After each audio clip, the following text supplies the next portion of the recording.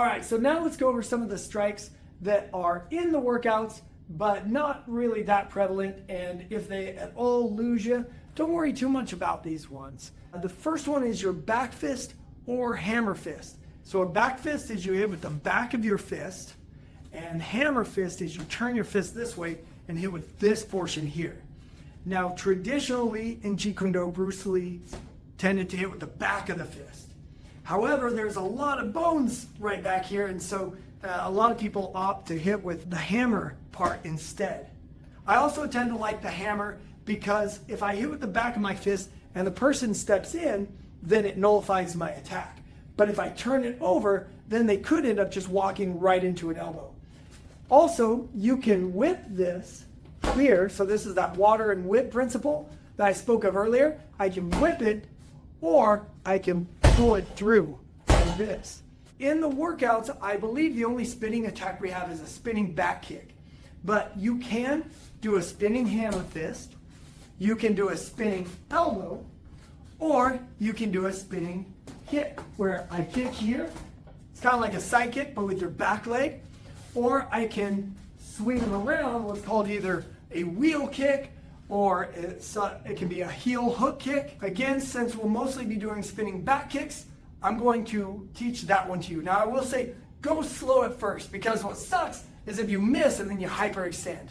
Now, I'm doing everything out of a left lead so I can face the camera, but I'm not as good left lead as I am right lead. And so to show you a spinning back kick, I'm going to go right lead, or else I'm going to teach a bad form. So to do a spinning back kick, I'm going to step my front foot over to clear a path for my back foot to go up. And then I turn my head around so I'm looking right over my shoulder, and then my leg comes straight up like this, and I hit with the heel of my shoe. So I'm here, I go here like this, okay? I'll do two more. Step, here. And one more.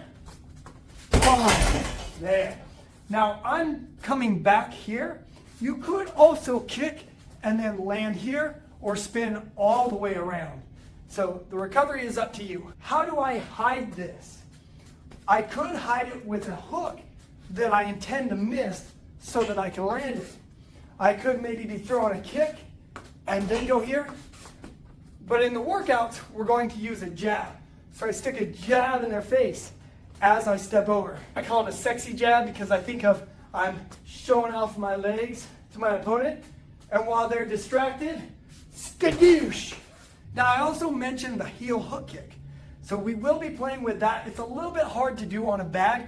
It works great when you attack the head because the head bobbles. But a heel hook kick, what I'm going to do, I'm going to go back to left lead so I'm not just sticking my butt at you, but I'm going to bring my leg up and almost like I'm scraping with my leg. So I hit with the heel of my shoe, or I can point my toes and sort of like hit with the flat of my foot. So now I want to go into Superman punches and jump kicks. A lot of people think that jumping techniques don't exist in Jeet Kune Do because it's all about simplicity. But really what that means is that you just don't want to have wasted motion. You don't want to be doing something that has no purpose. Okay? So when I do a jump technique, I'm not doing it just to be like, check this out. With that said, if you are trying to get a workout, adding a kick to the end of a jump squat is a much more fun way of working out than just doing jump squats. So from a workout perspective, I like doing jump kicks for that purpose.